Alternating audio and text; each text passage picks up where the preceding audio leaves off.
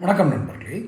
திருப்பரங்குன்றம் தீபத்தூண் விவகாரத்தில் நேற்று உயர்நீதிமன்றம் தீர்ப்பு வந்தது. அந்த தீர்ப்பை பற்றி சட்டத்துறை அமைச்சர் ரகுபதி மிக அறிவாளி, தகுந்த வார்த்தைகளை போட்டு பேசக்கூடியவர், அப்படியெல்லாம் அவரை புகழ்ந்துக்குங்க. அவர் சொல்கிறார், அவர் பேசிட்டு இருக்கும்போது தீர்ப்பில் உடன்பாடு இல்லை, அது அவருடைய விருப்பம், சொந்த கருத்து. அவர் ஒரு உதாரணம் சொல்கிறார். சுடுகாட்டில் தான் பிணங்களை எரிக்க வேணும், சுடுகாட்டில் போய் தான் பிணத்தை எரிக்கணும். அது மாதிரி எங்கே தீபம் ஏற்றணும்னு இருக்கோ அங்கே தான் ஏற்றணும். எப்படி ஒப்பிடு?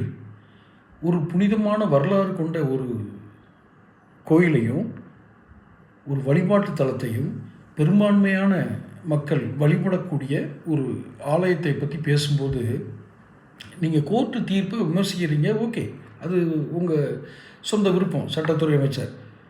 ஆனால் ஒரு கோயிலை போய் பேசும்போது சுடுகாட்டில் தான் பிணத்தை எரிக்கணும், அது மாதிரி இந்த இடத்துல தான் தீபம் ஏற்றணும்னு சொல்கிறது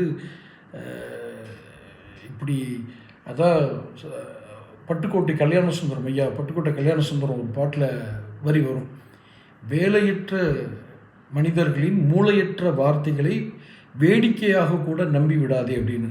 அது மாதிரி இவங்க யாருக்குமே வாயடக்கம் கிடையாது. சேகர் பாபு அவர் அதுக்கு மேலே, அவரை பற்றி சொல்லவே வேண்டாம். அவர் விட்டா வேட்டையை முடிச்சு கட்டி உருண்டு சட்டை போடுவார் போல இருக்குது. அவர் அப்படி பொன்முடி போச்சு, அவ்வளோதான். பொன்முடிக்கெல்லாம் இனிமேல் ஒன்றும் பெரிய அரசியல் எதிர்காலம்லாம் இருக்காது, இதான் போனது. அமைச்சர் நேரு இருக்கார், அவர் அதுக்கு மேலே. அவர் பேசுகிறதெல்லாம் நான் நிறைய இருக்குன்னு வச்சுக்கோங்க.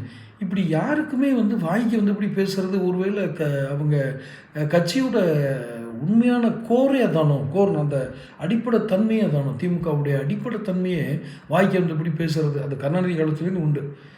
முதல் நாள் திட்டுறது, ரெண்டாவது நாள் அவர் காலில் போய் விழுகிறது, இந்த மாதிரி ஒரு கோமாளி நாடகம் நடத்துறது திமுகவுடைய வரலாறு. 75 வருஷமாக இது தான். எவன் காலில் விழக்கூடாதோ, எவனை அடிக்க போயிடுறது, அவனே காலிலே போய் விழுந்துடுறது.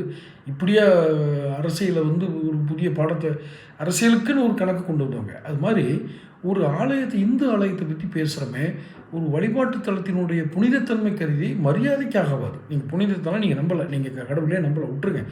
பெரும்பான்மையான மக்கள் வழிபடக்கூடிய ஒரு தலத்தை பற்றி பேசும்போது அங்கே நடக்கிற ஒரு விஷயமும் சுடுகாட்டில் பணத்தை எரிக்கிறதுன்னு பேசுகிறதும் மூளை இருக்கிற எவனாவது பேசுவானா? நான் என்ன கேட்குறேன், உங்களுக்கு என்ன தான் கடவுள் நம்பிக்கை இல்லாட்டியும் அரசியலில் இருக்கீங்க, அடுத்த ஆட்சிக்கு வரணுன்ற ஒரு கொஞ்சமாவது நினைப்பு வேண்டாமா? இப்படியா பேசுறது? இப்படி எவனாவது மூளை இருக்கிற அரசியல்வாதி பேசுவானா? இவனை தொடர்ந்து இந்த ஆளை பேச விடுவாங்க பாருங்கள். சேனலை சப்ஸ்கிரைப் பண்ணி